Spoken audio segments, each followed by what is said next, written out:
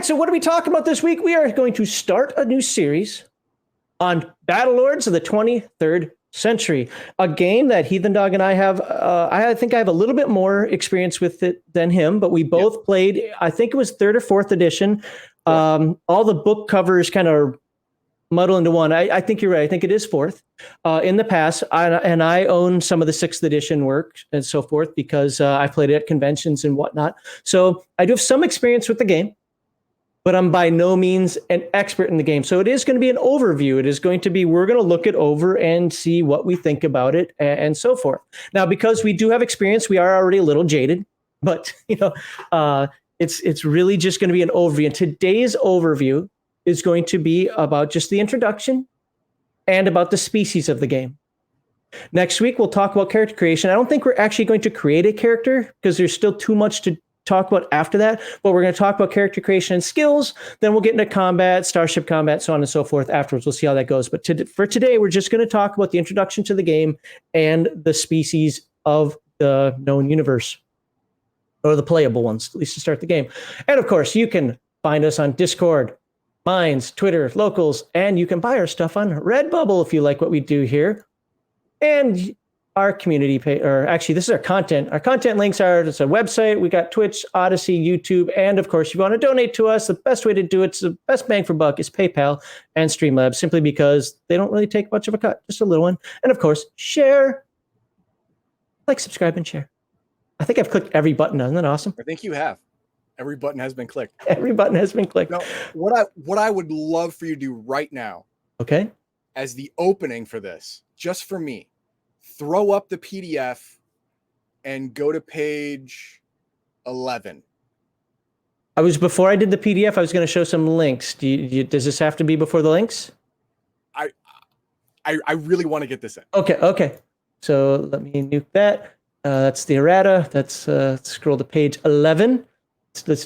Oops, that's scrolled the wrong way. It's 13 in the PDF, but page 11 according to the page numbers. Yeah, I'm scrolling down. Instead of typing it in, that would be quicker. I'm scrolling down because this is a live stream. I don't need to be. Okay, so page 11 in the book. All right, let's do share screen, and we'll just do it that way because I'm lazy and I'll mash an F11. Zoom in on the first paragraph of what does role-playing mean? First paragraph. Okay. Role-playing is interactive storytelling. Someone tells that's a story. One definition of it. You play the part of a character in that story. So do your friends. The narrator takes you on an adventure and you try and solve it. I love that the opening line in What is Role-Playing eliminates modern player agency. They use the word story like 18 times. They actually use the word narrator, which is awesome. See, that entire first paragraph leeches the hope of all, player agency type players, just leeches it out of them. We can argue that because I disagree with that. Draining from their face. Because this sentence right here is what I would hang on to, because I've said since the 80s that role-playing is like acting without a script. Yes. There's no script. You have the dice. But you know what? The DM is on the same concept. It could get out of the DM's hands. Things could happen that, I was expecting them to win. This first paragraph tells you everything you need to know about your relationship with the narrator or game master and the player. You are in a story. You are playing a part in a story. Play your effing part. I generally agree with what you're saying. Where we're going to disagree is just on the fact that I believe that the story is created by role-playing, not role-playing a narrative. But I think that's the only nuance we disagree. Well, what does it say in the second paragraph? Main difference between pure storytelling and role-playing games is that role-playing games have rules. The rules of the game provide a framework establishing exactly what the characters are capable of based on their raw talent, statistics, and skills. Most of the time, when the outcome of a character's actions are uncertain, a player will roll some dice to determine what happens. Yeah. So that could change. That could change the entire crux of even what the game master has ready to go. Of course, but game master Fiat. If you screw up a roll and you die, you just make a new character and you continue on with the story. Fair. It's all just right, let's got a new character in it now. We're gonna come back to this. Okay. Because before I do this, I want to do what we should do, and I want to show off a couple of. By the way, if you haven't yet, back Whitechester, Prison City of the Damned. I'm going to put that link into chat here because we support Grim. We like what Grim does. And I'll play the video about that later. Boom. Okay. I'm sorry, I'm kind of missing chat. Chat's on that screen, and I'm looking at this screen right now. So give me a moment. I'll get back to chat in a moment. Indigo Dragon brought up the Fott. Don't worry, we're going to talk about that. Oh yeah, we're going to talk. Worry. We're going to talk about the Fott. We've already had discussions. Funny because he and I differ on the Fott to some degree. All right, so Battlelords of the 23rd Century, you can get an interior preview of the Kickstarter 7th edition, which is the version we're going over, the 7th edition, from Drive-Thru RPG. As well as you can get the quick start rules. Is there really such a thing as quick start rules for Battlelords? This is such a crunchy game. I haven't looked at it, but it'd be interesting to see what quick start rules are for this. I just didn't have time to go over them, but I will tell you right now, some people are gonna recoil at how the skill system and combat system in this game works, and I hope that 7th edition. That's my hope. And my hope is that 7th edition cleaned it up to some degree. Danny D with a super chat of $19.99. Thank you very much. Big fan of your stuff. Have some burger money. Burger money, bacon cheeseburger time. Absolutely. Thank you very much. Now that's 20, so 25. We're about a tenth of the way to the grift that Heathen Dog doesn't want me to talk about. No, thank you very much, Danny D. Absolutely do appreciate that. You are awesome. So the quick start rules. And then, of course, there is errata. The only errata that's going to concern us today is Keen. Just remember the Keen the echolocation called the Keen is audible. It's the only thing we're going to come across today. All right. So let's go back to the beginning and let's just take the book from beginning to end. Let's look at the cover first of all. All right, that's a Battlelord. It looks kind of science fiction-y. It's got some weird, like a space marine, but whatever. Yeah. Yeah. I saw somebody comment said it looks like Halo. Yeah, actually, it's a Master Chief clone. There you go. Yeah, so Indigo Dragon says the publisher is working on a Savage Worlds version of the game. I don't like that stuff. I don't like Pathfinder Earth Dawn, and I don't like Savage Worlds Earth Dawn. If you're gonna play Earth Dawn, play Earth Dawn. If you're gonna play, I get it. Savage Worlds is a generic setting, and you can do a lot with it, but make your own crap. This is Battlelords. This is what Battlelords is supposed to be.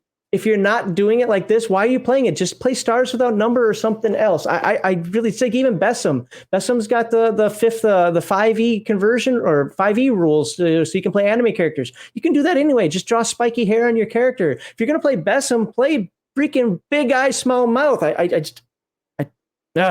Rift Savage Worlds. Can't stand that either. Play Palladium System.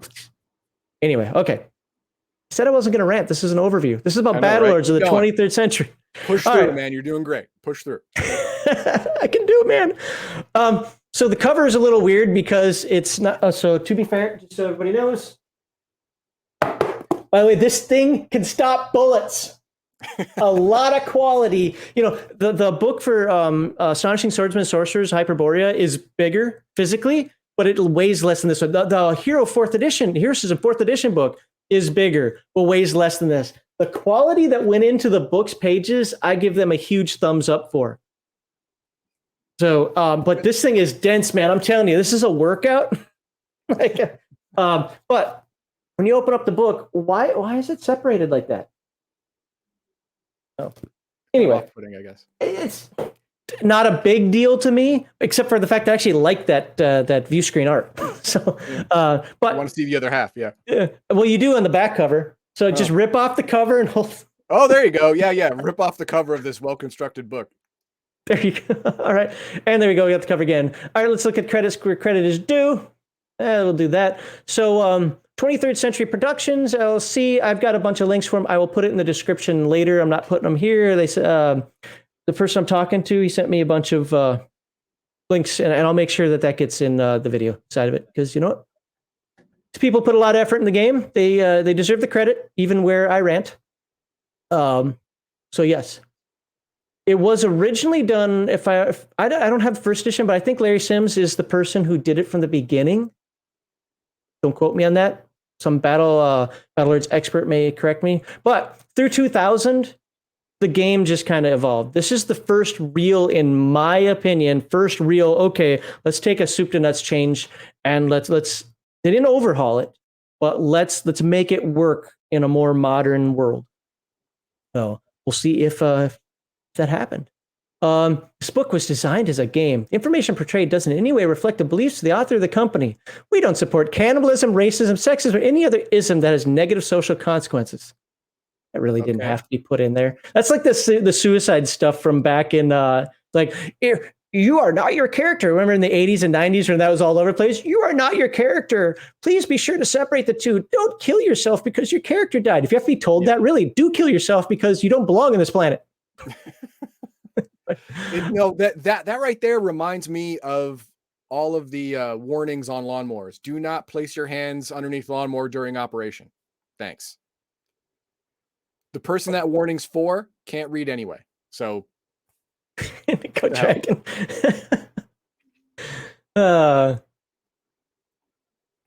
All right. So yeah, wow, Crafty. Stop it. Oopsie, I can't scroll down. You know what? Let me move this. Oh no, I can't do it that way.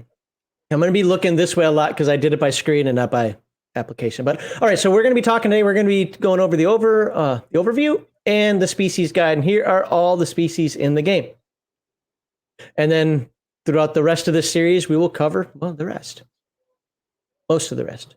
Yeah, we may gloss over some equipment or some other ancillary stuff, but we'll show how it works. Like this is why a rifle has 8 range categories, or this is what, things like that. But cape does not give you the ability to fly. Are you sure? I thought that's how that worked. Well, in Champions, it absolutely can. You just put points into it, and now that cape lets you fly. Obvious successful focus.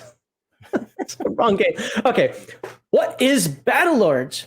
Not going to read every word, but some of this just has to be done. Battlelords of the 23rd century is a futuristic role-playing game designed to simulate the life of explorers and combatants in the not-too-distant future. And that's one of the interesting aspects of the game. It's only like 2 centuries in the future, 23rd century, right?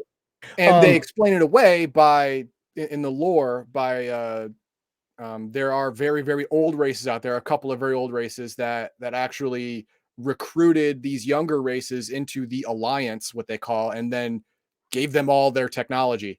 And we were the useful idiots. Oh, look at them. Yeah. Let's see. Your playground is the Milky Way galaxy and more. The system was designed to provide a gaming environment that is a mixture of role-playing and combat action. False. I'm going to be very clear with you on this. This is a simulationist dream.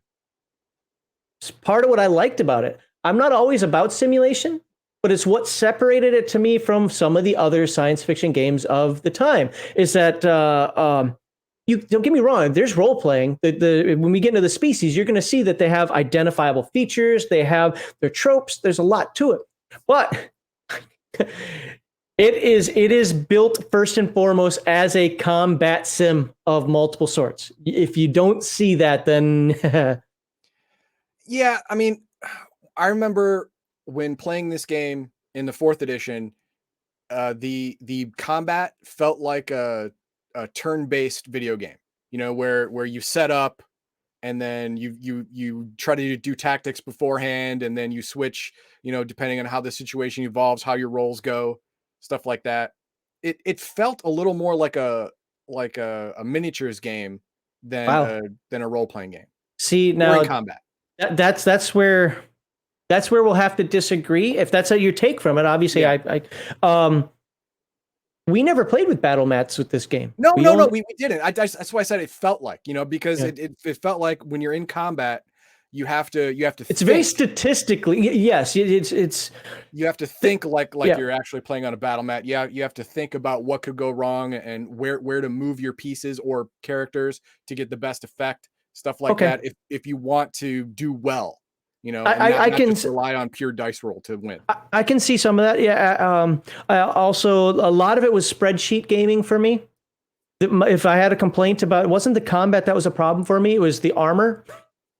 Like I always had a backup armor sheet ready to go that literally mimicked the current armor sheet because I wasn't going to take the 1.5 to 4 hours it took to put my armor together. So I hopefully they fix that in this version of the game as well. It can be very spreadsheety. It's very crunchy. And I don't say that in neither a negative or a positive way, just it is what it is. There are absolutely aspects of this game in previous editions that I thoroughly enjoyed. Even part of that crunchiness. There are some that I think, could use an overhaul, and we'll get to that, and we'll see if this version of the game does that. So, but it's still a crunchy game. I browsed through the rules a bit. Not as much as we'll do in about 3 weeks, but it's still very, very crunchy. So this book provides a player with a complete history of the events leading up to the current year, and we're not going to read through every date. And I will tell you that they changed some of the features. The example I use, because I always have played Cizerak in this game. It's the only race I've ever played in this game is Cizerak. And the meeting between the Cizerak and the Pythons has been modified. Still generally the same, not game breaking, but has been modified. So they took some liberties with the history, but there is a history. So a thorough understanding of the viewpoints of the various member species of the Galactic Alliance and the subtle nuances of futuristic life. Yes, we already did What Is Role-Playing Mean, because Heathen Dog just couldn't wait for that. Couldn't live without it being front and center. Couldn't live without it. But that's, what? That's what makes us different. We don't read things in order. We're going to go to page 50 now just to do. Just for funsies. Using this book. Okay, this talks about how you use the book, roll some dice. The company told you. So one of the things about this game is it follows a few different themes. It's got a very militaristic theme. It's also got a very corporate theme. Picture Shadowrun to some degree. Or if you prefer Cyberpunk. So the Battlelords universe. Battlelords takes place in the year 2282. Okay, this is annoying me now. Sorry, I'm going to stop sharing. I'm bringing this over to the middle screen. It's looking over. I'm still going to share my screen though. Share screen. This is also, that's not the right screen. That's beautiful. Share screen. Hashtag pro streamer, people. That's what makes us pro streamers. See, we show the sausage making. All right. So it takes place in the year 2282, and characters are citizens of the Galactic Alliance. Et cetera, et cetera. You've got the cat-like Cizerak, the empathic Chitilians, the militaristic Eridani, the genetically engineered Fotts, which we'll probably spend a little time on, the bat-like Keen, which is a new race to me. Not sure if they're in a supplement or something. They were not in the 4th edition that we played. Not in the main book, no, but they might have been a supplement. The Fott weren't in the 4th edition. Either, right, yeah. And humans, of course. The shape-shifting blobs. Okay, we don't have to read off all of them. Yeah, don't worry. We're gonna get to them. Yes. And when you think shape-shifting blob, think of what's that? A shape-shifting blob. Well, yeah, but there's an officer in the Seth MacFarlane Star Trek clone. Oh yes. The guy who's voiced by oh my God, Saturday Night Live. Yeah. I can't think of his freaking name. I know, I'm blanking on it too, but he's also got his own podcast and so forth now. Yeah, if you've ever watched that show, then think of that, except more, I guess, maneuverable would be the word. Okay. Oh right, no, Odo. There's a Star Trek character that lives in a pail. Yeah. Odo, Deep Space and Odo.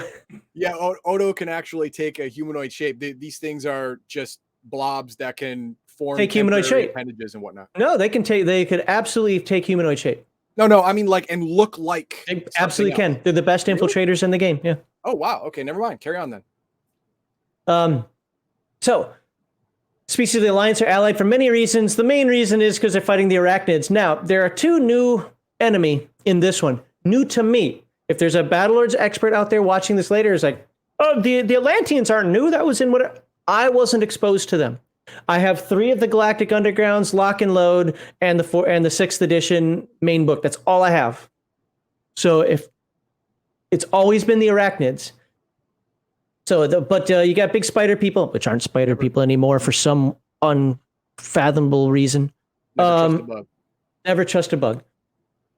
So anyway, the Megacorps. Now this is where it gets kind of Shadowrunny. So the way I would run this game is I would actually have actually have you work in Megacorp ops at first and not introduce the big baddie until later. I don't want the arachnids just to be something you kill for XP. I want them to be something that's encroaching, something that when you meet, you're like, oh crap, kind of horrors from Earthdawn, not just something I just throw at you, you know. So I personally would have you just doing some of this, you know, shooting up other people first, but hey, we'll see.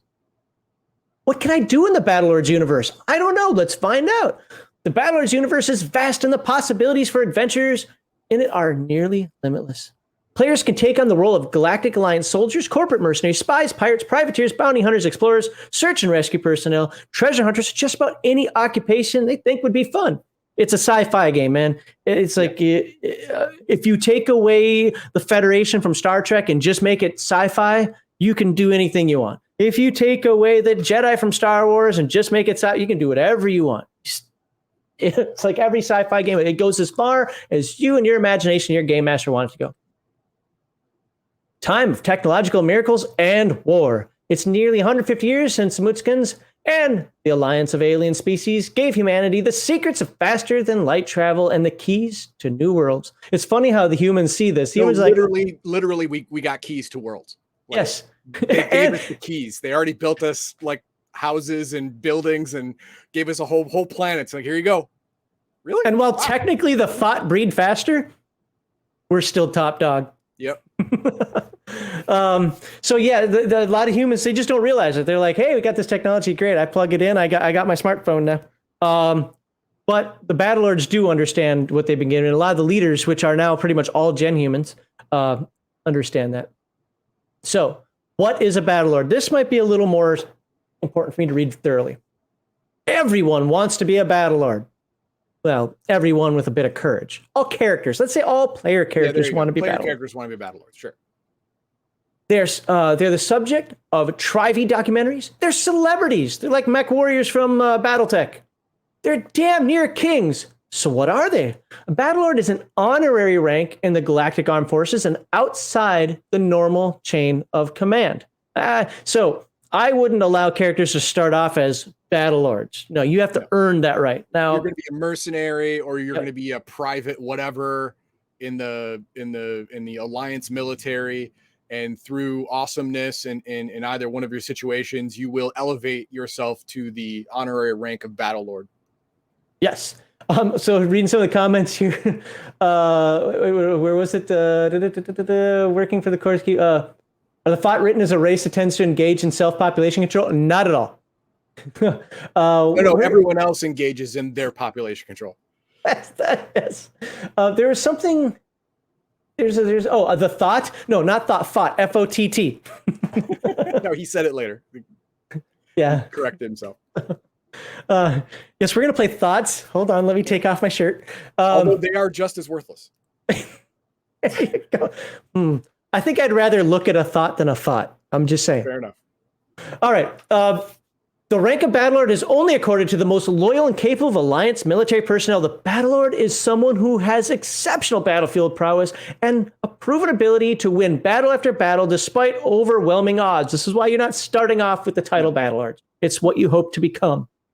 They are the elite military veterans who can tactically access, shouldn't it say assess a situation? You really should say assess, yeah. Okay, threw me off. Tactically assess the situation, quickly devise a response, and act decisively without hesitation. By the way, I'm reading off the PDF.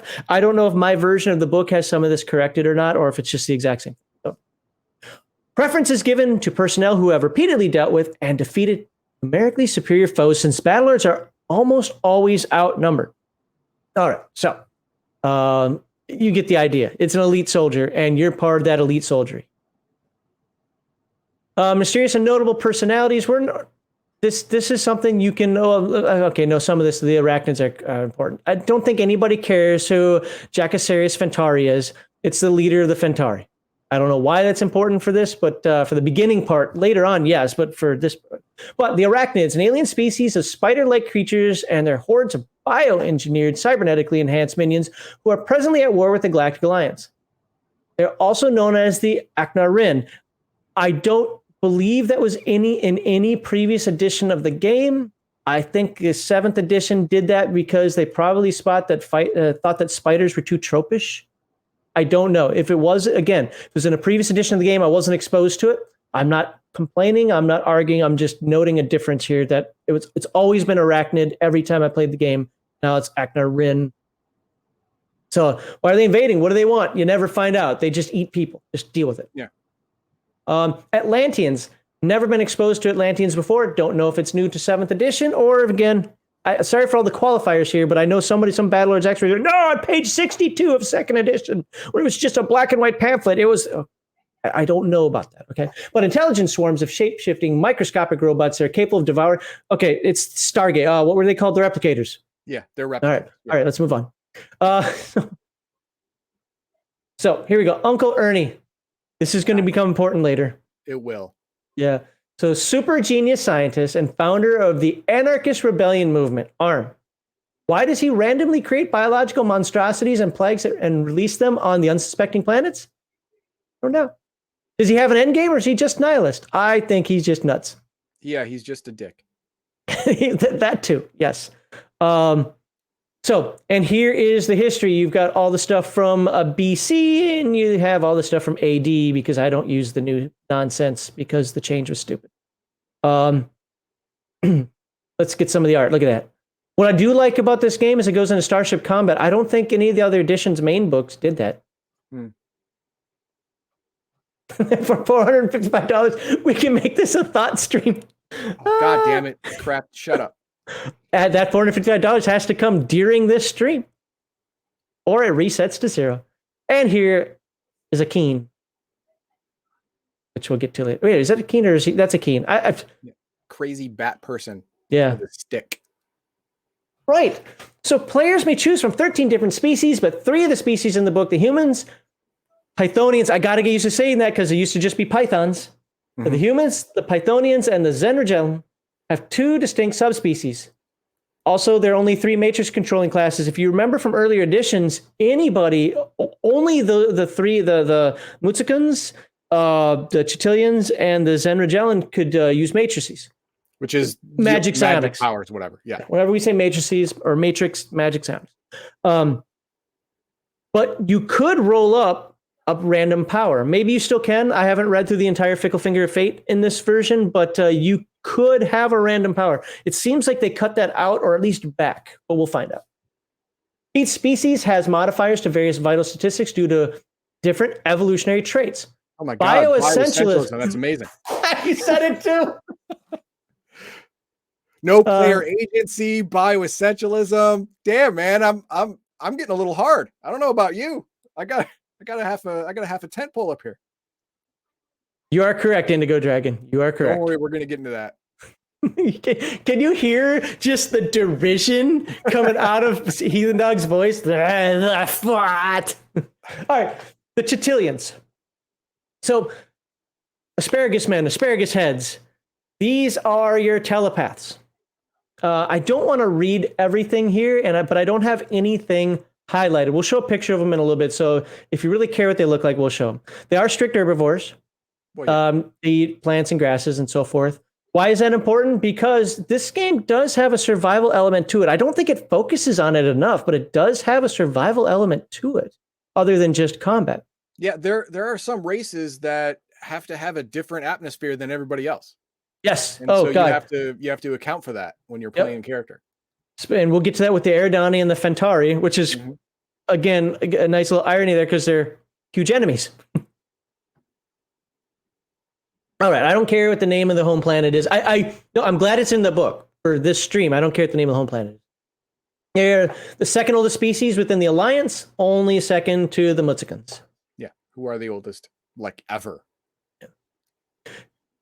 7th edition changed the history of the Chitilians a little bit. How so? Subtle. Mostly the war that happened between the Chitilian empaths versus the what were they called in 6th? Yeah, the empaths. So there are people who have power. All of them speak through telepathy. Every one of them. But some have power beyond that. And they tweaked the war a little bit as to what the fallout was. has literally no bearing on the game, which is why it bothers me, because I only like change that is meaningful. I don't like change for the sake of change, and stuff like that sticks out for me. But anyway, yeah, so there was a war, and who cares? This is what they look like. Now we are going to talk about the stats a little bit. So species name Chitilian, also called asparagus heads, empaths, whiner. They took that out. When a Chitilian is aggravated in earlier editions, I know way too much about the races and nothing about the mechanics of the game. When a Chitilian was agitated, it would whine, and one of the characters roleplayed it really well. You just see him go, and he'd just do that while he was roleplaying, because it's part of called a biological trait. So they're not just called whiners because it's like, oh my god. But they have a whining mechanic that's been I don't want to say it's been taken out, because as I've been corrected a bunch of times by the community manager, some things exist in other parts of the book, so maybe they talk about it, but it was directly written to the character or the species side before that, hey, an agitated or aggravated Chitilian is just a whiner. Also, still there in technical words, but they tone down that these fools think that they are better than everybody else because they speak through telepathy. Oh my god, you're a dirty speaking race. Now it's more like part of it is they on their home planet, talking is not possible because the average wind speed is like 180 kph. I could not find that in the previous edition. Okay, well, in this one it says that they explain why they couldn't use scent, they couldn't use sight, they couldn't use hearing, because the conditions on our planet just don't support that type of complex communication. So they evolved this whole telepathy thing with each other to, which makes sense. I don't necessarily have a big problem with that. Where is we don't have our segment 1 thing up. Oh, we do. I'm not seeing it. Weird. Okay, whatever. It's showing there, but not there. If that's something that's addressed later, or if it was in a different book, then I missed it. Let's just put it that way. I don't want to say that anything they did with 7th edition is wrong. It's just when I see these changes, I'm like, well, I guess that does explain why they only use telepathy, but I don't think that an explanation is needed. It's a weird species with an asparagus head that grew up on a different planet. A larynx and vocal cords just weren't in the mix. Why? Because the brains coalesced in a different way and they could feel each other. It's like cat purrs. They still don't know why cats purr. Now they start to think it's a healing mechanism. You don't know.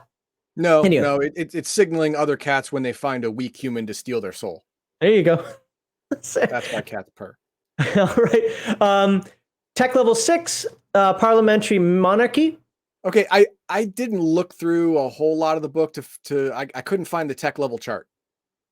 Tech level is a generic thing. It goes up to 15, if I remember correctly. Really? And yeah, it's not based on like what we use as real world tech level stuff.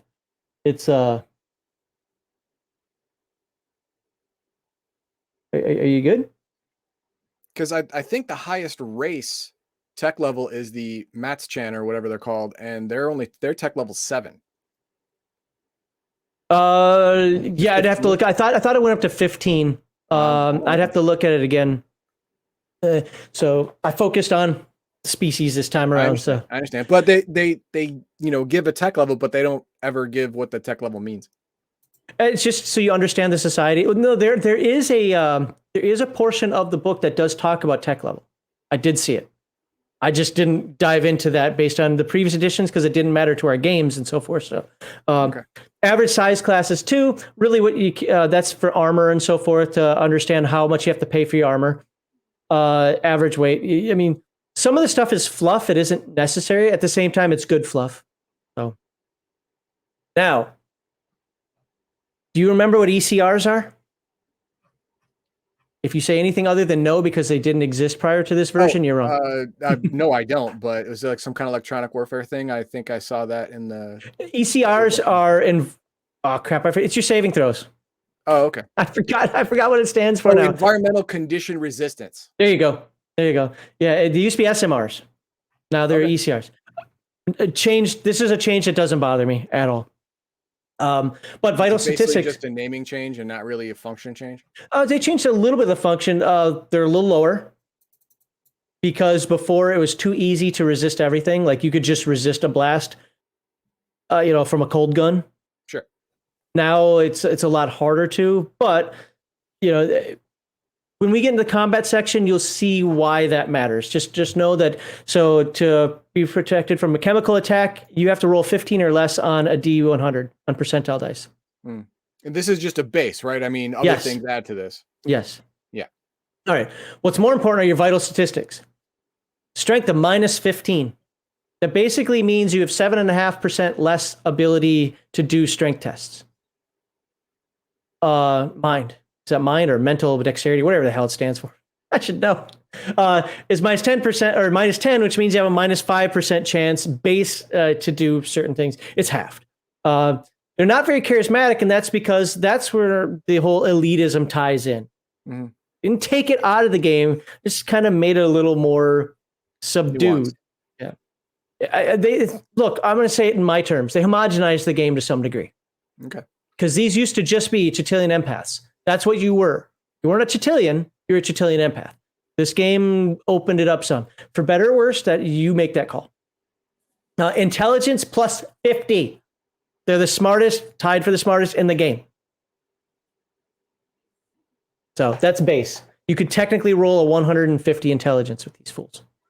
Showing skill points. Starting skill points 50. I think humans are the same. We'll see when we get there. Humans are 40 or 50. I think this is the normal amount, but we'll see. Body points 1 + 1d6, which means they're kind of fragile, but not horribly fragile. Run, jump, fly is how much you can do in a second. So you can, in meters, of course, you can run 7 meters, you can jump 1 meter, and you can't fly. Man, this guy's got their race has some like generically good ups because a meter is for a standing jump. A meter is very high. Well, it's distance. Sorry. Oh, distance. Okay, then no, never mind. The vertical, I didn't look at the crunch of that. It might be both, or it might be half. I'd have to look at it, but this is my jumping ability. Sense modifiers: vision, hearing, smell. Pretty much means they can see and hear things. They can't smell things so much. Again, it's because of their planet. 180-kilometer winds. You don't get to smell a whole lot. Special or species abilities. And there's a little bit of a write-up in here about species abilities, about what they should have, what they shouldn't have, not just on this one, but if it says species abilities, it's pretty much you have to have it. Okay?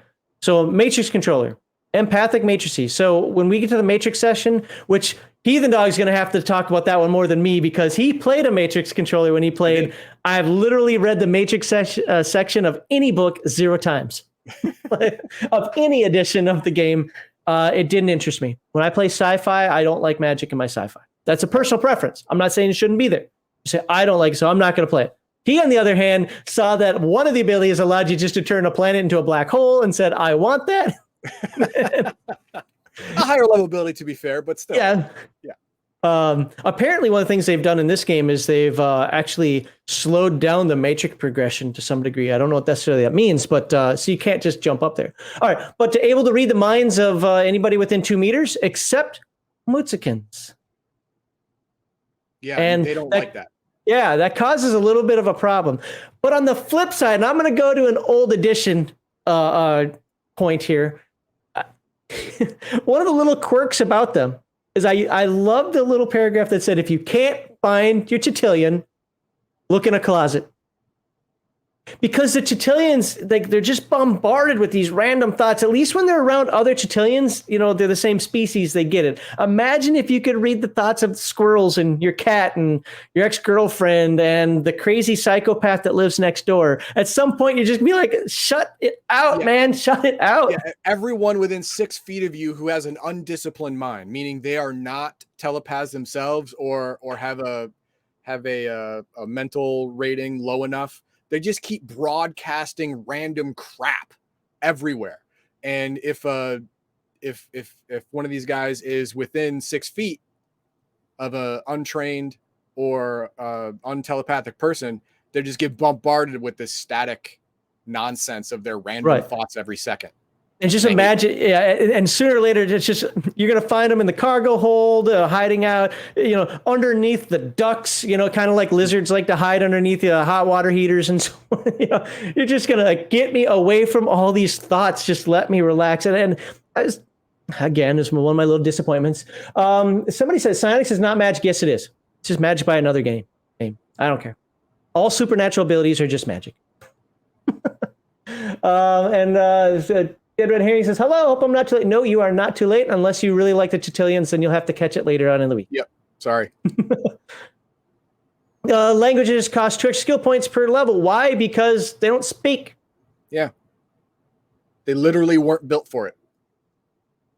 Now, this is a little different than previous editions. Wearing armor doubles matrix generation cost. I hope the hint that I'm getting from this is that they simplified armor. I really do. Because before it was they couldn't wear helms. Yeah. But now it's just a generic armor term, and I hope that's the case because armor was crazy. So, all right. So primary communicate through telepathy, not telepathy. There we go, English. A telepath has the innate ability to read minds of any unprotected creature's thoughts within 2 meters. Kind of covered that. Social organization, you can read about that if it's something you like. Chitilians prefer others of their kind for socializing. This is kind of what we were talking about a moment ago. It's not that they dislike other species. Yes, they do. This is a change that I'm not happy with. It's not dislike. They look down upon. But the random, uncontrolled nature of others' thoughts give Chitilians a headache. This makes them very irritable and whiny. Again, when a Chitilian is agitated, they're supposed to whine. Also, we'll look at the equipment later, but the Chitilian brain scratcher. It's just one of those comedic things that I, think is important to. It's like, oh my God, yes. Oh, yes. All right. And values and attitude towards. I think these are worth reading. I don't care about the politics. If these are things that you like, you can read about it. You can buy the book and read about it. So, all right. So, time. Never get enough of it. Achievement. Why are mine ignored? Because you're an arrogant asshole. That's why. Work. This is my assigned place in the Chitilian Empire. Wealth will gain me power. Change. Entropy is life. Embrace it. Control it. This is where the Chitilian and I just can't get along. I hate change. Change has to have meaning. Otherwise, it's stupid. Scientific method. Quickest way to prove we are the best. Well, there's a little bit of elitism finally coming out. Yep. And risk-taking. Best when you get others to do it for you. Okay, well, we know what Heathen Dog's playing. Makes sense. Yeah. Plan exploded 10 minutes ago. You're too. Oh, crap. We're not here anymore. Plan exploded 10 minutes ago, according to Misa. All right, so there we go. That's Chitilian. Let's move on. Again, if you want to get deeper into it, buy the book, read it. They have quick start rules and so forth. And this isn't supposed to be a 4-hour segment. Cizerak, my favorite race. So, of course, the one I'm going to be the most adamant about them not changing crap on. Oh, wait, they did. Love the Cizerak. Why do I love them? Because Battlelords was the first game I played that didn't take anthropomorphic animals and just say they have to look humans. This is a Cizerak, literally on all fours. Can it go on twos? And yes, it's a creature, so it's an it, not a they. Can it go on twos? Yes, but it lumbers around. I love it. I also you're one of those weird guys that likes cats because you got some kind of bad wiring or something. I've got bad wiring. I do like cats. Yes. Well, to be fair, if you wanna play them, they're more hyena-like than cats. Well, in the look, anyway. Yeah, but they have the whole cat mentality, sure, which is evil. Oh my God! And when we get to the end, all right. Cizerak, named cats by humans, have a starting resemblance to predatory felines of Earth with incredible agility and speed. That is their thing, infiltration, agility and speed. Easily the most physically dangerous species in the Alliance. Ram Python? I don't know. The Battlelords version of the Gorn seemed pretty good. Yeah, the Ram Python, yeah. Or, sorry, Pythonians, whatever they're called now. Yeah, to humans, the coloring belies their effectiveness as predators. Except for this is a change. Can range from dark blue to orange. Basically, they turned them into cats. Yeah. It used to just be this orange and gray. That's annoying to me. There's a change that didn't need to be made. Though patterns can be similar to. No, I'm not reading that. Their body shape has more similarity with Earth hyenas, and that is in previous editions. So hindquarters are slightly smaller and shorter than their large, strong front shoulders. Why can't I read now? Cizerak's head hangs down about there. I don't care. Primarily walk on all four. Yeah, I mean, that's the thing. That weapon, I forget what it's called, but it's point and shoot. Wherever the Cizerak looks, that weapon shoots or aims. It's like a Predator thing. Or Apache helicopter pilots. Okay. But the whole Predator thing where he's got the thing and it moves everything. Yeah. And this is what I liked about the Cizerak. Yes, you could say the cat thing, but I would have played him if it was a wolf. I would have played him if it was an elephant. I like the fact that this game kept the animals on all fours and said, this is how it evolved to compensate for that. I like that take on it. Let's just put it that way. Unlike most earth felines, female Cizerak are larger than their male counterparts. Both male and female Cizerak are meticulous in their hygiene. So that's the cat trope. Yep. Just know that it is 100% female dominated. If you see a male, it is a slave. Or it's escaped, and as soon as a female sees it, it'll be killed. Ghost Tanworm says Cizerak look cool. I think so as well. That's why I really like the take. You will hear this. You've heard this in multiple streams. I love anthropomorphic animals. So you're gonna probably yell at me later when I'm saying I'm like, what the Fott? But I like Teenage Mutant Ninja Turtles, one of my favorite game to run. I don't like it when they're over like every animal in the world. I like a couple, like the Wolfen from Palladium. That's what I played, if you remember that. Yep. I like that thing, but there aren't 17 different animal species. I like it when there's one or two at most. Okay, Cizerak are carnivores, preferring to eat meat. So anyway, let's look at it. Cizerak, nickname Cats. All right, Cthulhu's, don't care. Tech level's 5, so tech level's a little lower than the Chitilians, but again, doesn't matter. They're just going to get equipment. I think this has more to do with starting equipment than anything else. Government is an oligarchy. Really, it's clanal. The female of the biggest, think of the whole fat cat in her cushy, she's on her cushy little lounge, rolling around with her male harem. That's a Cizerak. Really been toned down in 7th edition, and that's disturbing to me. Disappointing, not disturbing.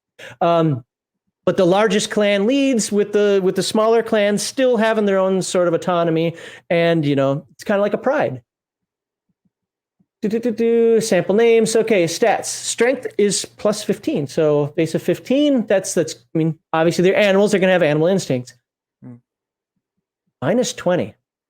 I'm gonna have to look up what MD is again because I don't remember that previous. Is that manual? Oh, it's manual dexterity, not freaking mind. Look at the hands. Yes, and they don't have functioning hands. That's one of the things I loved about them. I wasn't just going to pick up a gun and go, standing on my hind twos. Well, no, hang on. They do. Yeah. But it's at a penalty. There was a mutation. If I remember reading correctly, something like several thousand years ago, there was a male that had a mutation where he got double jointed fingers and he was able to grab things. And the tribe that he was born into didn't immediately kill him for being deformed. They saw the utility in that and bred into that mutation, and that clan became dominant. And then that mutation spread over. That wasn't Cizerak, was it? Yeah. The story you're talking about is bad. Was that Cizerak? Huh. It sounds because I know what you're speaking of, and I don't remember it verbatim. Yeah, you know what? There it is. Right here. There it is. It's on page 24. Well, we'll get to that then, and it's Cizerak. Yep. Okay, we'll get to that in a moment. Yeah. All right. So, where were we at? Okay, so manual dexterity is minus 20. Yes, and again, it's because they're kind of fingerish, but they're more claws than they don't have fine control. Yeah. But agility, on the other hand, it's crazy. Yep. So they're pretty aggressive. They're not the smartest in the world, but they don't need to be. They have servants, the men. The male kitties. Well, what I don't like is they don't have different mental stats for male and female. They should, because the females are going to have generally better education. As a matter of fact, males weren't educated at all until they went into the alliance. Right, and even then, there's been a little tweak to the game where it used to say they were still slaves. Now it says they used to be slaves until the alliance. So a little modernism put into the game there. I will generally agree with you on that.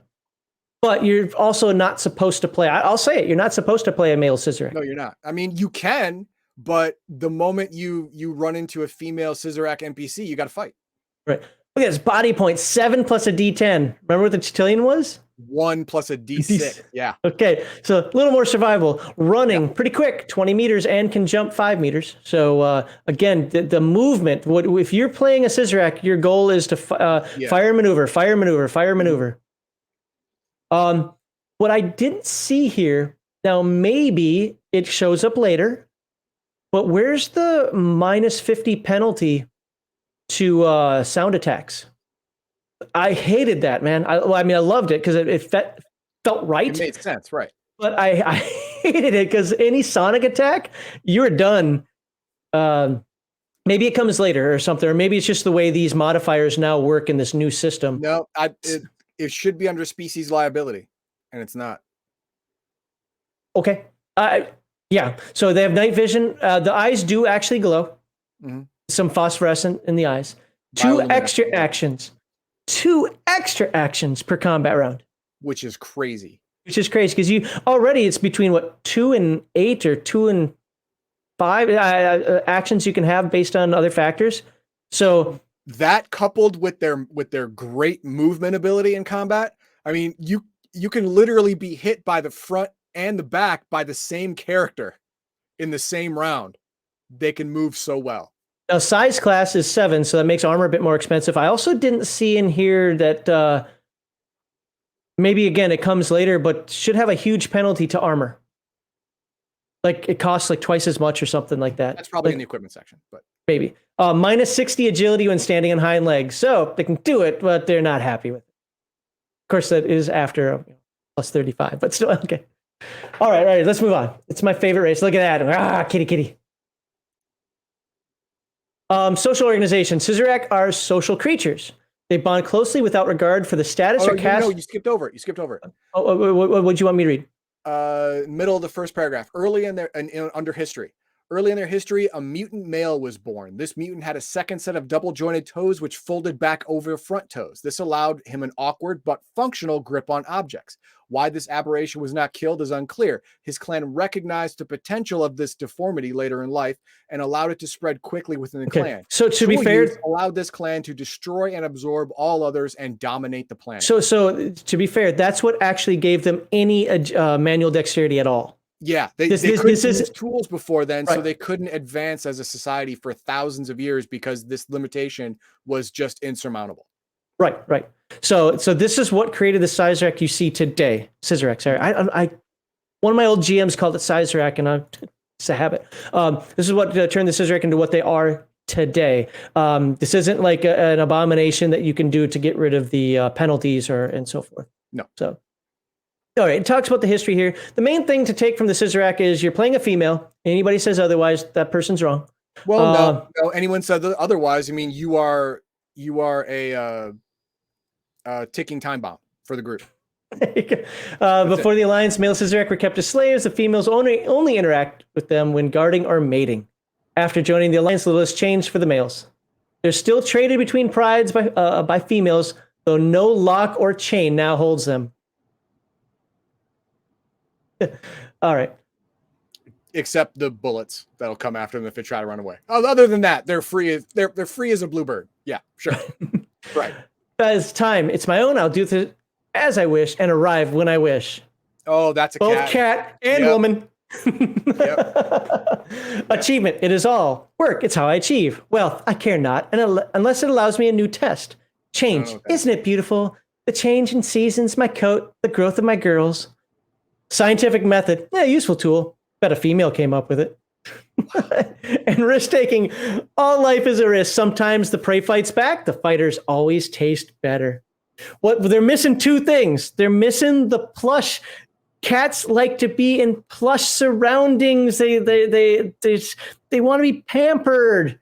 And I felt that yes, it's mentioned, but it's downplayed too much. And my favorite quote from the original editions were, "I'm queen bitch around here." Yeah, I mean the one thing they're not missing is the overt sexism. Right. Yeah, they decide to keep that. Toned a lot of other stuff down, but the sexism they decided to keep in this edition, which is an interesting choice. It belongs. The sexism belongs. No, but it belongs. It belongs in the game, in the story, but it doesn't. I mean, shouldn't they be canceled by now? I don't know. Cizerak are canceled. So anyway, the Cizerak go to school. Well, female Cizerak go to school. Politics. Yeah, this is why I think there should be different mental stats for male and female Cizerak, just because, or at least skill points. If not mental stats, yeah, or at least skill points. Yeah, but that wasn't done either, which doesn't make any sense. So, all right. Again, if you want to know more about the Cizerak, it's here. The Eridani. Do you like swords and Bushido warriors? Do you like Japanese anime and following honor and tradition and hierarchy and rank and structure? Do you want to be a like to breathe methane? Do you like to breathe methane? Well, the Eridani is the race for you. At least your lucky day. What I again changed from the original is it used to be Eridani Sword Saint, because really, if you're going to play an Eridani, that's what you want to do. Is you want to be a Sword Saint.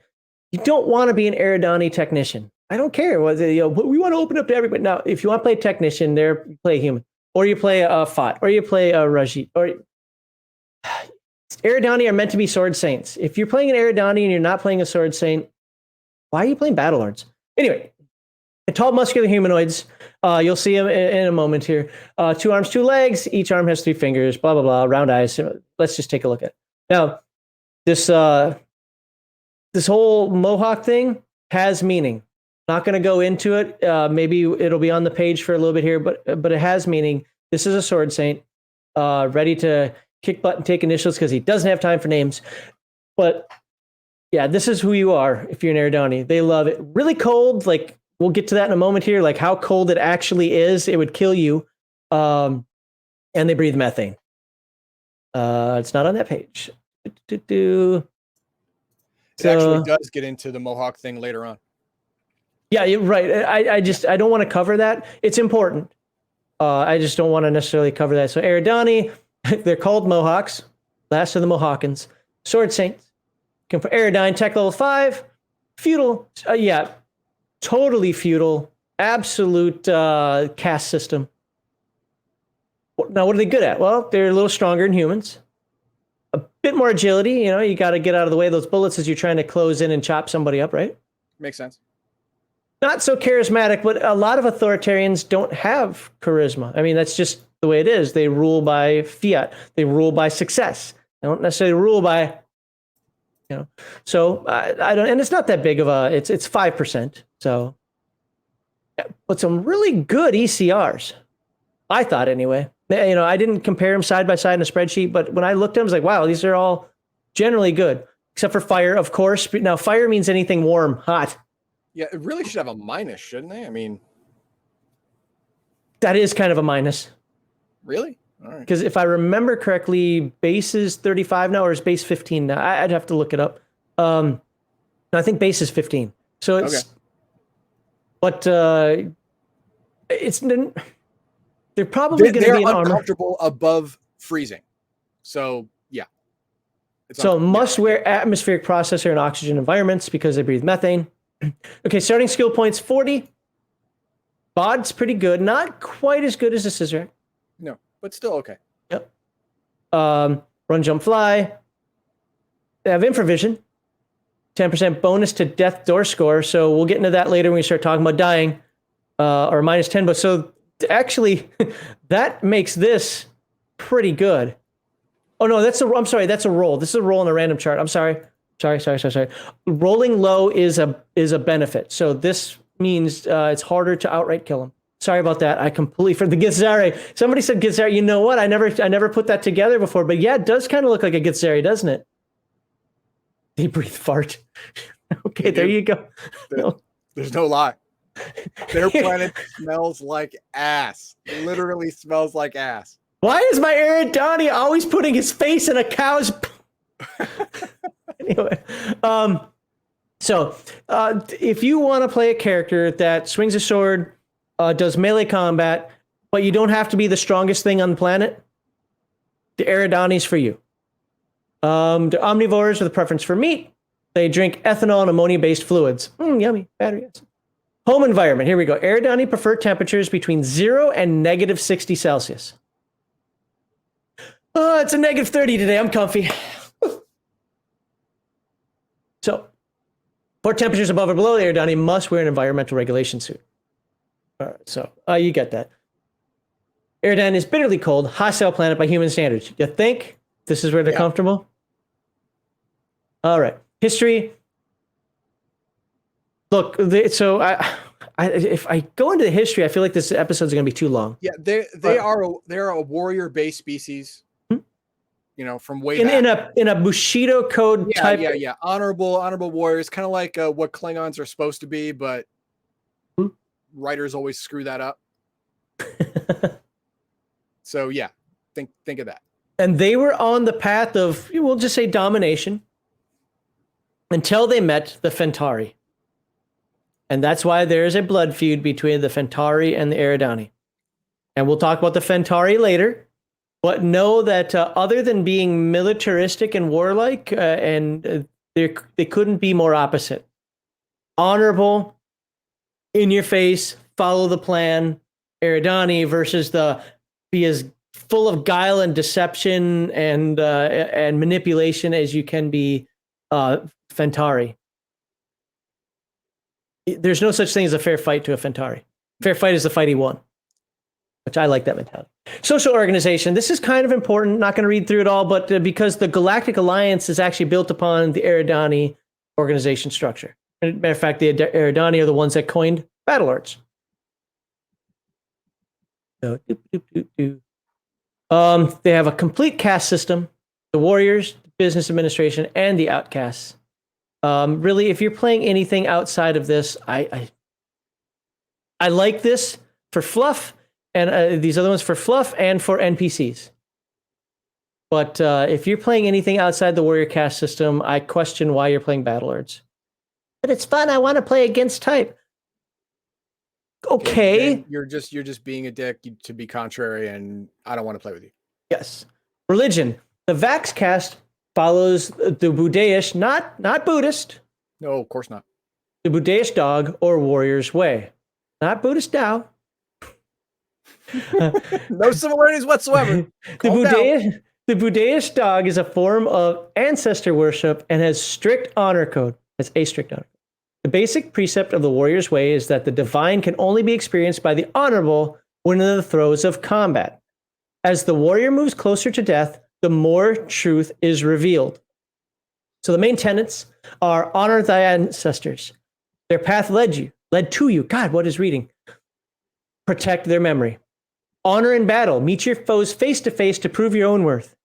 Honor is life. As long as you live, vengeance can be yours. That isn't against the Fentari at all, is it? Honor your word. Your word is sacred. To go back upon it is to abandon the way. Very Paladin-esque there. I would say these guys are more lawful neutral than lawful good, though. Honor yourself. If those you follow do not honor you, take back your honor through combat. You disrespected me. Yo, bro, you dissed me. Whap, whap. So, anyway, the warrior's way requires a warrior to carry out a decidedly unmodern hand weapon, such as a sword or mace, at all times. This item is often considered a holy relic by the Eridani and is blessed by a Budan priest. Now, just so you know, they're the only race that can carry weapons into areas that you're not normally allowed to carry weapons. Because they're considered religious icons, yeah. But only that one, yes. Who was it? Was it the Fott? Somebody said that, so another race said, hey, this weapon is part of me. And they're like, no, it's not. You don't worship it like the Eridani do. Anyway, it's used during daily workout ritual. So, all right. I think we have enough. I don't see any. That's a bit on the nose. Yeah, it kind of is. Look, there were some things about this game that were a bit on the nose that, because they subdued it in 7th edition, makes the other things that are a bit on the nose look more on the nose. Understand that every race was a stereotype. I loved it. Just like every house in Battletech was a stereotype at first. Loved it. Every race had its role, and the humans having its role that it always has in every good RPG game, being the diverse. Again, a lot of that's been toned down now. And here we go. Ethan Dog, do you want to take a deep breath? The Fott. The Fott were not part of the original game, at least in terms of the primary book. Yes, they're in the Galactic Underground, which is an expansion source book. We're not a primary race in the original game. I will tell you this, no matter what Heathen Dog thinks of the Fott here, they're leaps and bounds better. Yes, I'm saying this change was a good change. And I just realized something. I didn't read something that was important. So I'm going to put it on the screen. I'm not going to go back to Eridani, but here are the Eridani values and attitude towards things. Go ahead and read that. All right. While you're reading that, I'm not going to. Why the Fott should not be used in your game. If you are a game master, you do not allow Fott. If you are a player and someone says, I want to be a Fott, then you immediately, start your procedure for kicking them off the planet. The Fott are a joke race. Somebody's joke, and you are the punchline. You as the player or you as the game master are the punchline in this one. The Fott, we're going to get into it, but they were genetically engineered to hate everyone and for everyone to hate them. It was a joke on the Galactic Alliance, a big joke. And that's exactly what the race is, a fucking joke. So, if you're not done, go on. No, that's basically it. So it's actually worse than Kender. Yes, Indigo. Thank you. They are the Kender. The reason why you don't want anyone to play a Fott is because 9 times out of 10, it's that asshole who always misplays a Kender, stealing from everybody, causing discord, doing all the crap. The problem is, if they do that crap as a Fott, they're actually playing the character correctly.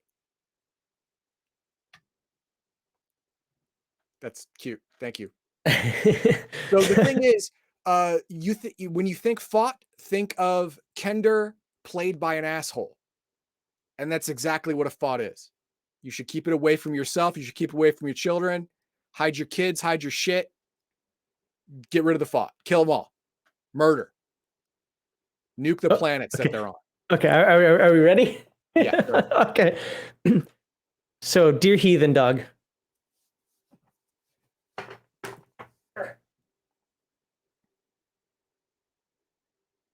I can't remember which book it's in. I think it's just the first Galactic Underground. Nope. Galactic Underground 2. Fott, yes. I'm doing this on purpose because I want you to see the difference. When we show Fott, I'm going to show the Fott now. Okay. Here's a Fott. Okay. Yep. And is it here? And there's another Fott. Kind of just looks like an anthropomorphic animal, right? Right. Stop sharing for a second here. These were the Fott previously. Was that 6th edition or 4th, 5th? What? I think it's 6th. It's whatever the Galactic Underground is. Okay. This one doesn't show it quite as well. There are other pictures. The Fott were overdone. As much as I like stereotype tropes and so forth, I think they're funny. They were overly done, almost unplayable. Every bad, over-the-top stereotype of redneck hillbillies moonshine. Not going to read it all here.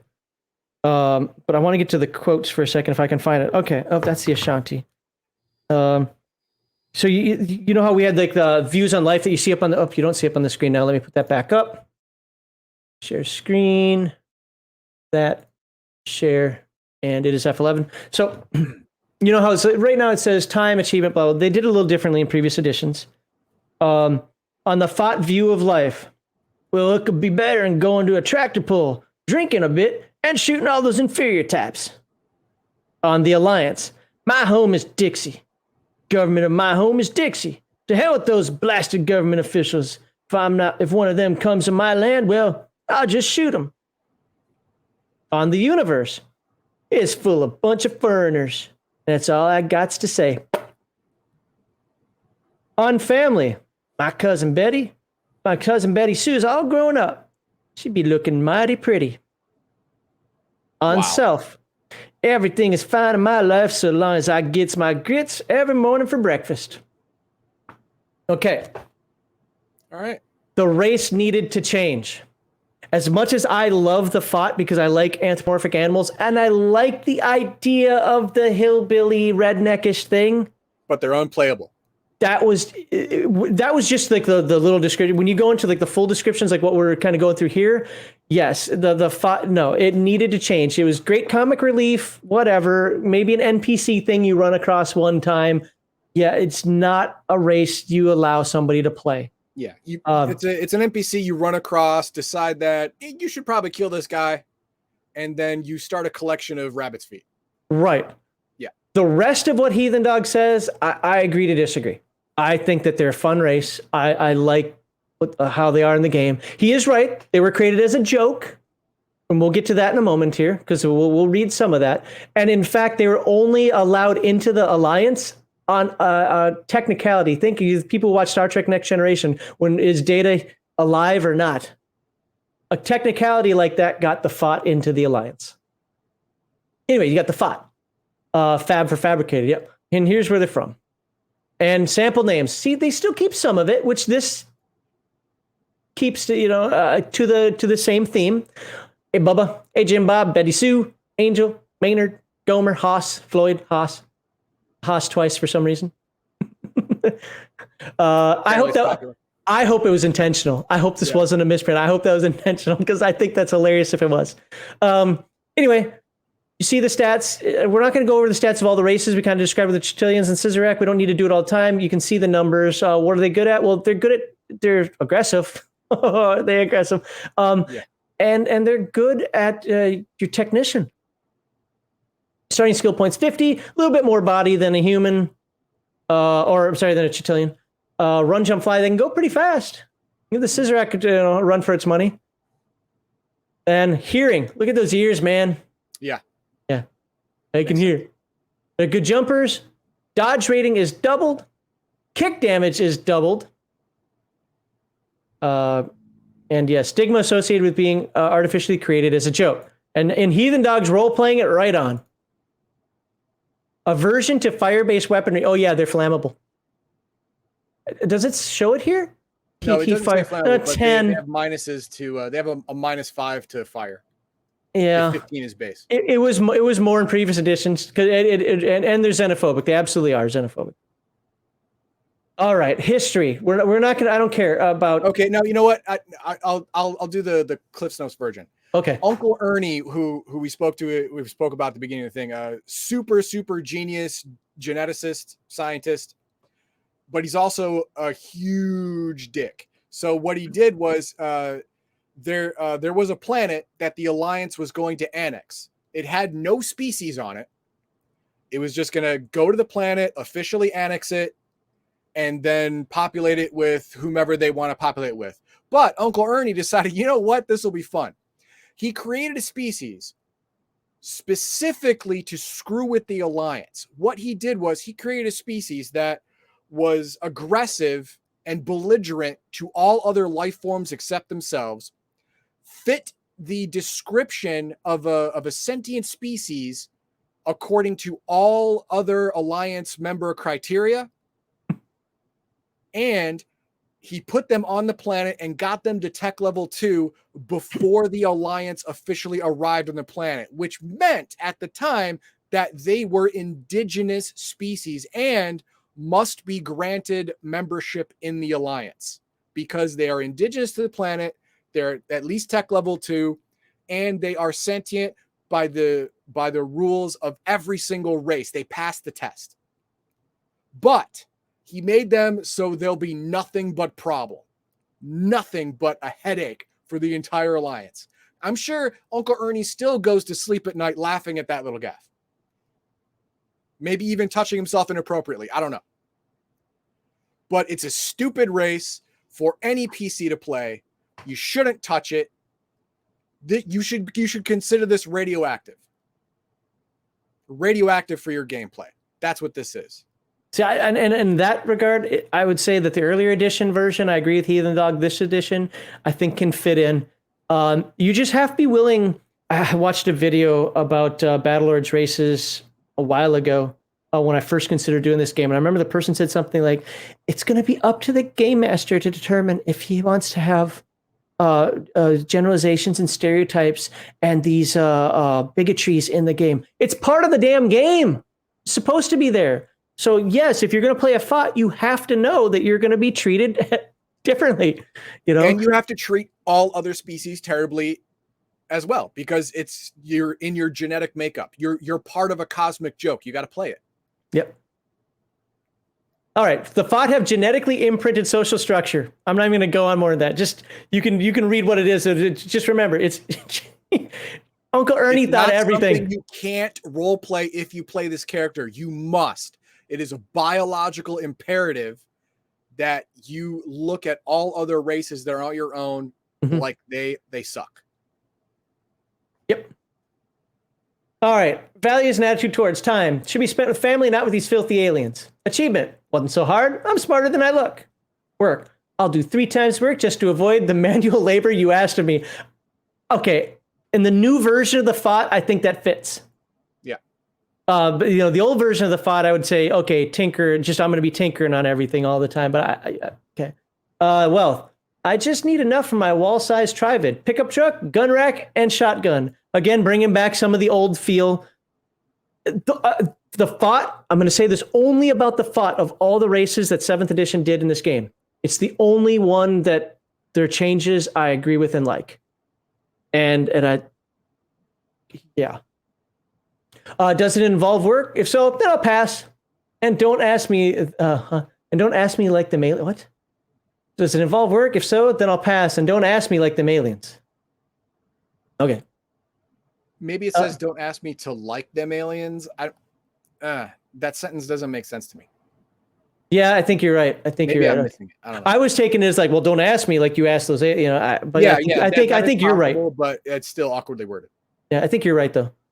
Scientific method. The what? That's newfangled thinking, isn't it? See, they should have gone back to in it. Instead of isn't it, should have in it. Oh, that newfangled thinking, in it? Or ain't it? Risk taking. Don't you tell me I can't do that. I'll show you. And then you just see a puffball of fur. Yep. So the Fott is kind of like the thief in early editions of AD&D, where it's going to end quickly for you unless you're really lucky. All right, we have taken a lot of time on these races. I'm going to start to speed through them. Are you okay with that? I'm okay with that. Okay. For anybody watching later on YouTube and so forth, I didn't think we were going to go that deeply involved with these things. I thought we can do more of an overview. So my mistake on that one. I always make that mistake. We will still touch on them enough to give them their due, though. So humans and gen humans. I don't think it's a change, but it's more pronounced now that gen humans are the hierarchy of humans, of humanity. I think that actually takes a natural progression of humanity. I don't think that in a world of genetic humans and that can be better, that can be made, improved upon, that they wouldn't be in positions of leadership and so forth. I know a lot of games like to take this concept like, no, the humans still have this. I really think that if you're genetic, I mean, it reminds me of the movie Gattaca. Okay. Where if you are genetically engineered, you are higher class citizen immediately. You're higher class citizen. And I believe that's how people would eventually look at genetically engineered people. Well, there'd be tension. Citizen. I think there'd be a lot of tension between purists. In the beginning, there was, and it actually Fair. says so in this write-up. There was a lot of tension in the beginning, but as their usefulness became apparent, there became more of them. And gen humans are limited to a percentage. What's that? Gen humans are limited to a percentage. Yes, like 15%, I think it was at the end. 15% of all humans can be gen humans, but no more than that. But the problem is that humans are spread out so far across the galaxy that 15% of humanity is almost the entire race of somebody else. So 1.8 trillion of us out there. Okay, how many Fott? Because the Fott are the fastest breeders. Fott. Only 40 billion. 1 billion on their own planet, but understand that they keep getting themselves wiped out. Yeah. They keep picking fights they can't win. Right. So, only 5.5 billion people on Earth. Why is that, Heathen Dog? Why is only 5.5 billion people on Earth? Yeah. When did the Mutzikans find us? Oh, right. It was after World War III? Nuclear war. Yeah. It was after World War III, and we pretty much busted up the planet. And we were actually tricked. I mean, I'll touch on a little bit. You can read it if you want to, but we were actually tricked into forming a united Earth government from fear. Not true. It was just it was an old Twilight Zone episode. Yeah, it was old. Yeah, what happened was we got a message saying that in however long time the aliens are going to come, and if you don't have a single Earth government, we're going to kill you. And so everyone scrambled to get the single Earth government going. But once they did that, like, wait a minute, what if they still attack us? So they started building weapons too. And when the aliens came, some people were like, "Oh God, they're here! Let's kill them anyway." And they tried to kill the alliance representatives, and it did nothing. And they just ignored the attack. You know, the visual I get from that is, you ever see Rick and Morty? Yes. You know the head episode when the heads come in? Yes. Show me what you got. When the nuclear missiles hit and go, that's all it does. Like just yeah, that's exactly what happened. Yeah, that's exactly what happened. And then the alliance came down and said, "Hey, great, you guys got it together. Guess what? Here's some keys." Well, no. They first told us why. They said, "Oh, by the way, there's some spider beings that are about to eat you. You can choose to." Kind of in the way, so that's why we wanted you to get your shit together. They're coming this way.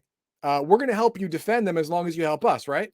So wait. So I'm the human now. You're telling me you're going to give me access to faster than light travel, a whole crap ton of technology we don't have, and we can explore the freaking galaxy? Yes. But wait, there's more. Those keys I just gave you, they're not for the ship. They're for the planets we have already populated. You're still talking. I've already grabbed the keys and ran to the pilot's chair. We've already made like a dozen planets with perfect infrastructure, farming already in place, power generation, every single amenity you could possibly ask for. Here are the keys to your new house. Woohoo! Really? And let's look at this. 1.8 trillion of us out there now. Yes. We are prolific. The heart. Now, if you baseline this stuff, we're tech level 4. All these are 20. So it's 25. Okay. So 25 is the baseline. And of course, these are there. But look at the skill points. 90 for regular humans, 60 for gen human, but there's reasons for that because gen humans get traits that are generally better than. Well, it rolled twice in the genetic modification table. Exactly. So you'd see most of these are zeroed out because we're humans. May purchase skill level 6. May purchase skill level 6 to 10 at 1 to 5 humans only. So we can learn things that might be a little beyond us. Again, a game that takes the diversity trope, the proper human diversity trope, to its right gameplay mechanic for this game. Right. And notice it says humans only, not gen humans, because humans, the base humans, are the generalists of almost every role-playing game that ever has humans and non-humans in it as player characters. But gen humans, they're enough away more specialized than regular humans that they don't get that cultural skill bonus. Yes. All right. We're going to skip the politics and so forth. The attitudes, let's look at humans. I think this gives a good feel. We'll do this and we'll move on to the next race. So humans, time. There's never enough to get the job done. Now, let's be fair. These are just generalized statements. Humanity is diverse, but if you read them, I think it affects most people. Yeah. Achievement. It's my path to a better life where I won't have to work so hard. Well, maybe not for the snowflakes. This might not. But to work. Always more of it. Now, if I could just get ahead. Does everybody feel that way? It's working for the man. Wealth. I'll always need more. Somebody always has more than me. Again, unless you live in greener, it's a very human trait. Yeah. Yep. Change. No, sir, I don't like that. Oh, that's you. 100%. 100%. The Max Liao. I don't mind change as long as it has purpose. I don't like change just because your fucking feelings are hurt. Sorry, segment 1 is not supposed to cause. I don't like change just because somebody wants something different. If you want to do it differently, you do something your way. I don't have a problem with that. I'm going to do things my way. I don't like societal change. I don't like overarching change just because somebody wants to do it differently. I think that's dumb. Scientific method. We like it when it tells us what we like. We ignore it when it doesn't. Climate change. Let's see, risk taking. It's the only way to get rich. Or inherit. Although, what is it? Within 3 generations, all inheritance is lost. Well, mostly, yes. Time. Okay, now this is gen humans. Yeah, it's gen precious. humans have a different outlook on life because they are genetically engineered. Like the other species, they have certain biological essentialisms that general humans do not have. So they're going to have Still more diverse than those other races, but yes, Yeah. Absolutely built into. It's precious. Cherish every moment of it with your kind. With your kind. Achievement. It comes easy. It's what it's made for. Well, yeah, if you're genetically stronger, genetically smarter, genetically, Yep. This is where if somebody were to play against type, I would take the person out back and run them over with my lawnmower, throw them in a wood chipper, because you've genetically made a stronger character and now you want to be an intellectual. No, stop it. Work. It's what I was designed for. Yeah, fair, but work is a generic term, of course. Wealth. It gets me the best toys. Do you want to see my new Omega Cannon? Change. I was made to be physically flexible, not mentally flexible. Interesting. And scientific method. It's the only true way to know. Okay. Because you were based on science, you obviously lean towards it. And risk taking. Much more than others, right? Yeah. Only if the risk is worth the reward. Well, there you go. Well, yeah. I mean, right there, you can now tell that gen humans are more thoughtful and pragmatic than regular humans, which is why regular humans get more skills because they take more risks and they have a broader range of interest than a genetically modified human. And they lack that sense of wonder that a normal human has. Quickly, grab some percentile dice. I don't have any. Oh. 52. Okay, 52. And what's the other number? 72. Okay, 52. Increase your jump score by 4. And 72, that's kind of high. That might be a bad one. Danger sense. Danger sense. You subconsciously become aware of changes in your environment. Your conscious mind might not notice. You get an int check as a free action to detect imminent ambush. Okay, I was wrong. That's pretty good. Yeah. Well, probably because 100 typhoid Mary. Yeah. Anyone who is within a few meters of you can become ill. Remember, rolling high in this game is generally bad. All right, moving on. Keen, new species to me. Don't know anything about them other than I read them for this. They're bat frogs. They're nature people, live in swamps. Slime ninja. I love that. That sounds awesome. Anyway, strength skill points 50, body points 4 plus 1d8. Run, jump, fly. Yes, they can fly, sort of. And you can see more like glide, but whatever. See the attributes there. Gliding. Oh, look at that. Glide ratio 2-1. Look at you. Level 3 flying skill, level 3 climbing skill, level 2 swimming skill, ability to stick to walls. Oh, by the way, did I mention that they can change colors? Oh, chameleon-like color changed. And can exude camouflaging slime to hide armor, weapons, and equipment. That's right. The chameleon color change. This is a game mechanic breaking thing, by the way. They did this intentionally. They can rub their goo and it lasts for 24 hours on something that they're holding so that it now can be hidden with the character. Okay. I don't care what anybody says. They did that simply so that game masters don't go, well, you're hidden, but there's a floating gun out there, Yeah. And echolocation, biological sonar. And if you remember from when we looked at the errata earlier, it does make a sound, yes. Yep. Reacts slower in colder temperatures. Number of actions reduced by 2. With also a +4 to initiative. Yep. But it's a percentile roll. Which is actually a minus, right? Yeah, it's a percentile roll. So, 4. Difficulties for flying skill checks are 1 level lower. Physical description, you saw it on the screen there. Keen slime.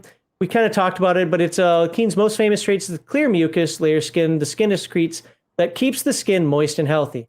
It's an important aspect of Keen biology.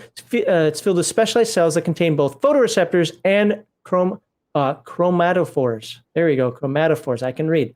Photoreceptors see color, and the chromatophores can change a color. Check it. It just gives you chameleon skin type stuff. Yeah, okay? It's just explaining it.